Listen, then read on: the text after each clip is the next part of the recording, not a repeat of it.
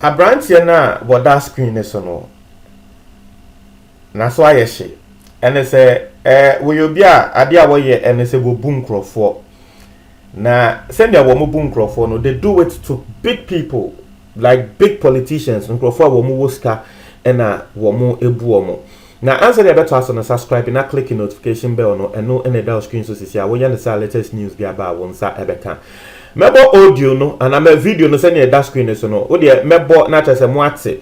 But I just want to give you a brief because a lot of people are coming forward to say similar thing has actually been done to them. Now the Abrantie na eye say wo bekwa ko hu e a politician bi ana wo bi a wo susu say wo ye big man bi a wo ye businessman na wo buska. Na wamane bakona ti asese oh ye pe eye oil wear cement bi chese cement bi a say sa cement no wo mu yusu ema sa oil companies no. Na cement na ye cement bi a eye very small. O hwe ne package na ewom na esua. Na cement no baako 5,000. It is very expensive. Baako 5,000. Nti Abrantie we ebe ma wati asese ebia wono no wo ye government officer. Na oyi wo ye politician nti wo pese wo yi contract bi ma o say na contract ne sika ba onye bia na wa mane bi. Nti obeka cho say contract ne say ye company no ye pe cement we baako ye ebia 5,000 cedis ye pe baako 500. Inti cement ne de omo a wo moton no ahase no omo wo ukoba na ukoto cement na the bar me procurement officer no meyese na trese sika no wenya mfaso inti o calculate a sika wo benya wo so no beye 500,000 Ghana cedis. Inti wo bia wo ye businessman bia beye na dwen so wo beye sa business we bi.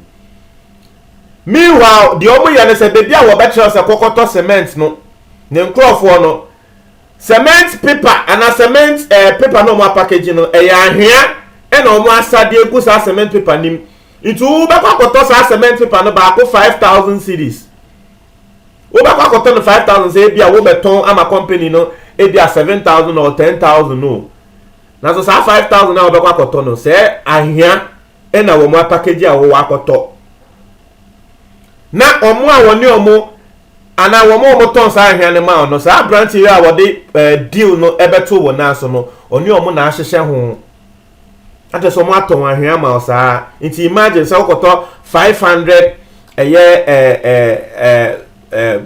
packages of sa cement no na 500 no calculate 5,000 by 500 over 2 billion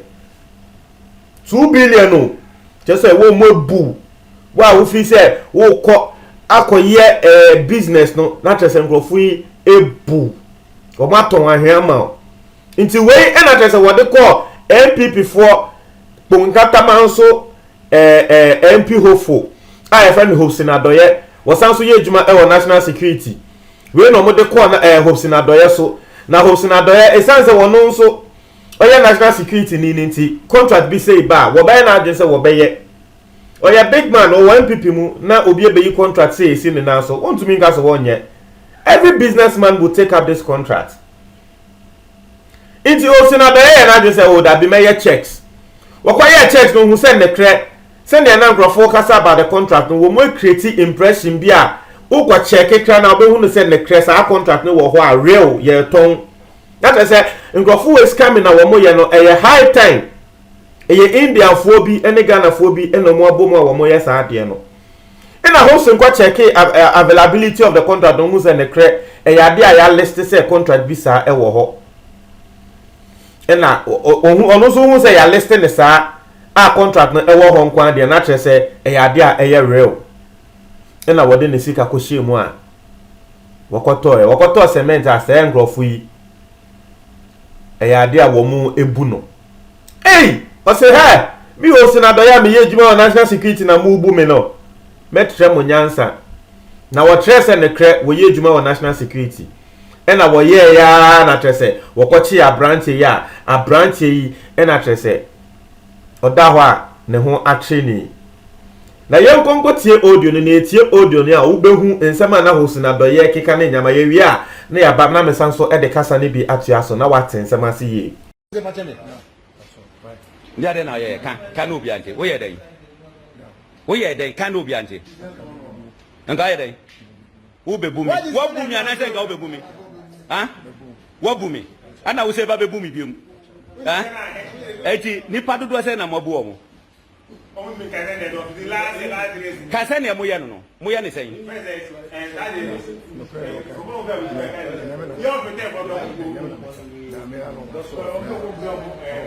wonim kanukre mo ye ne sen okay yedi abranche wodi di sen me bebo wasum wodi di en bo wodi ufu ne na me Jonas e wadi en eti koku ne hwan din ha ono no ye kan say fake name enye za send no ye fake name abranche oti hoyi woni Ghana for mienu omo ye miensa ana Indian for mienu to mo be fro say omo hia oye we cement a tese ne boarding baako eye ketekete bi baako 5000 sa na omo de be ma ni esi o ye per box no ye dozen enti e bia sopra be ye 50 60 enti wo work a sika wo benya wo so no be ye se 510000 enti contract say there obi adi be je ho so be ye sa aha cement no ne ye de ato no so ho no ana monhwe wo bie so a ayi odogo no anwea ana mo asesa gu roba mu ana mo de ahye sa adiwe mu monhwe me pese mu hu edin ni ye na mate so mo de abu mpanifo bebre because contract no very very lucrative no mo be kan say Ghana gas West Africa gas pipeline ana mo was sub contract eti West Africa gas pipeline there credible eti automatically no wo be kasa wo be ye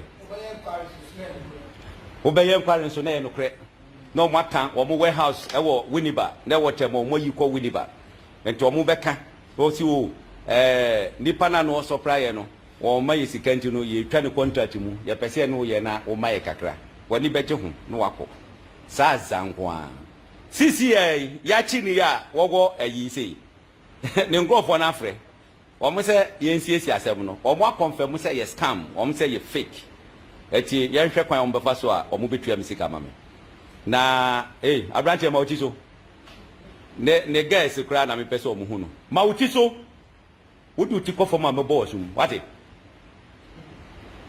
wo guys yesen woni ge wo waire woni ge yo wo guys no show de ko me de kwa ma TV station for no ya de obekọ Joy News ya de obekọ UTV ba bia ya de obekọ na yesi mpenimfo po mu abu omu okrom ha no amanfo de ahye omu ho mu ntimi nka ba me de me hopesin me fa hye be ho da enura pe na mubu mi ana me wa enne wo nzi achewo ya chewo ne na o ba bebu obi a security officer na obebu no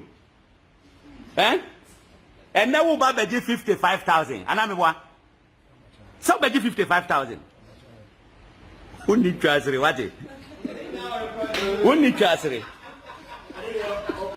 na assemble siwie no some people were commenting say Hosina Adoye you are greedy na enye say na nko obi nya na adwen say wo bu no more practice our comments ni no they are not business minded because tie ejuma e na aba na ejuma na e so wo hwem na wo hu ne say ya ade a ebeboa e na wa hwem wo hu ne say ebeboa you did your background checks and everything looked genuine. So what's the greed in this? And let's say be a work about no obi na the contract abrel. Untumi nga say wonye where you know you have the capability or the capacity to do the contract. Na abrante we ya what na wa ya chini hwene nimpa na treme say abrante was a year kronfo ana. Obviously he doesn't look like a thief. But show adwen kese ana nkomudi bu Hosina Adoye sika kese esi ankomudi bu no he looks genuine na asem ne kwaso no na wo ba bi nso ba bonte be ka say hey abrantie we Abrantie way what did the same thing ayame one ankasa ne wafa 2 years ago wo mo de yeme afei de chese nyankopon amanito adedi. A lot of people were coming to, let me just read this comment for you and then you see say eyadia ye de young crofo be say this whole scam started long ago in the early 2000s. I received a similar call and the deal was about a certain chemical used in the aluminium industry. I was invited to a hotel in Accra, specifically in Airport Residential area, and met a guy with Voltec water bottle with something in it, saying I should make a cash deposit and they will supply the rest. This is how they operate.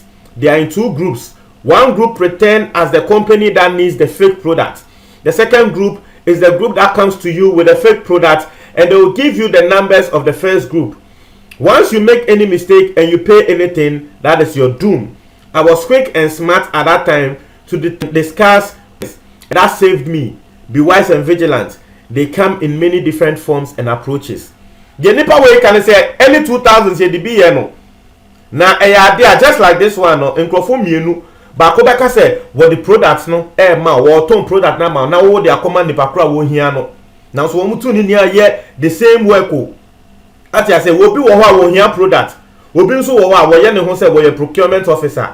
Nti ono a wa ye ne ho say procurement officer ne beba beka tell say product we say ubetumi abeto no wo aha say na wo beto wa ha ebia wo beto no 1000 cedis. Na so company bi wo ho a wo mu hia na pa na wakoto ama mo 10,000 na me ye procurement officer eni kwan say me ma osa information we but then say me ma information we ne say unya sa 10,000 na na say we make profit 9,000 na we yi bia ma me nti wo nso be hu ne say eye djuma pa because we say na do ye check and o check ye no ne kre na ya list sa contract no nti na ono ehu ne say eye genuine munti asem ni ye no ehu ne say eye genuine nti we be so say last week one man called me that he's a procurement officer at where they extract the oil. He said he is George.